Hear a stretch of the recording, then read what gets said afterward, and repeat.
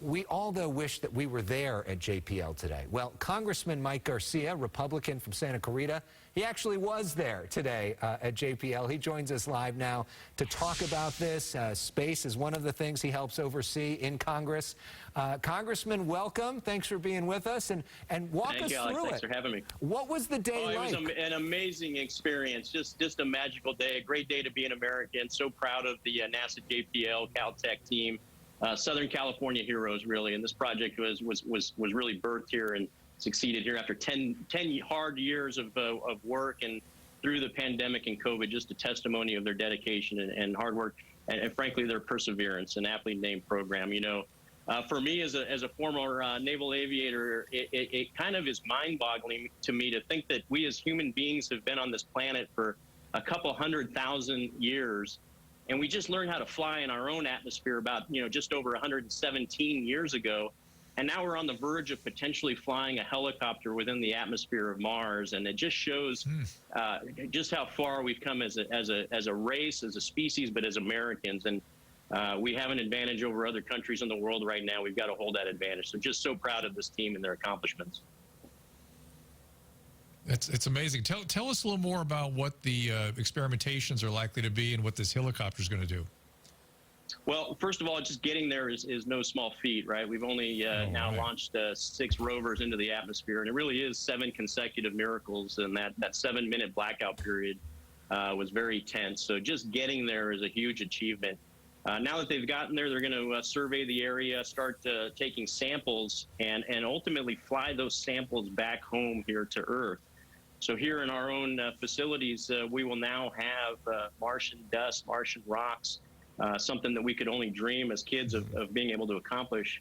But even more exciting, they're going to fly Ingenuity, which is a small drone helicopter with about a 1.5 meter wingspan, and actually fly this helicopter in an atmosphere which is similar to flying at about 70,000 feet in our own atmosphere. So just a remarkable achievement, and we're really stretching our legs, and this team is now just starting to ring out the rover, turn it on, get the health checks, and now Jennifer Trosper herself is going to be leading the way here on the deck of Mars. And what an exciting day to just be able to witness it all.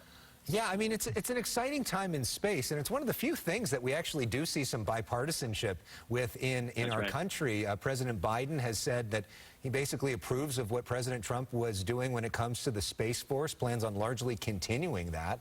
And part of that is a move to bringing people back to the moon as well, and to have a woman be on the moon. What should we expect on that front? And are you jealous as somebody who's flown? Wouldn't you like to fly to the moon?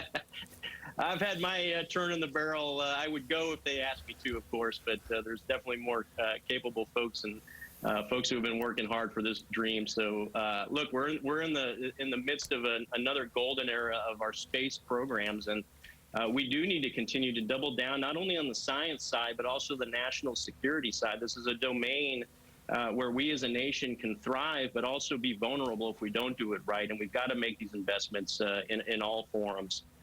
The Artemis program is going strong. SpaceX is going strong. We have a very unique private-public partnership going on that's thriving, and we're getting cost out. We're getting reusability in, and we're being able to recycle hardware like we haven't been able to do in 60 years of space flight. And this is truly a new era for us.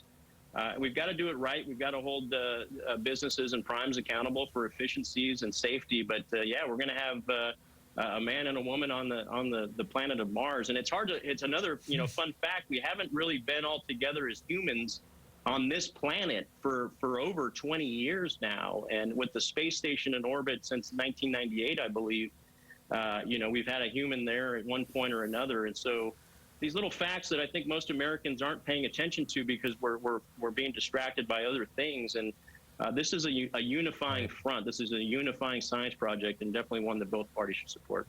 Yeah, and we are seeing some of that. I wish we had more time because there's so much to talk about, but we appreciate your perspective on this, and hope you'll come back to talk about COVID and other things as well, Congressman. Absolutely, anytime. At your disposal. Thanks, guys. Thank you very much. All right, still to come. Thank you.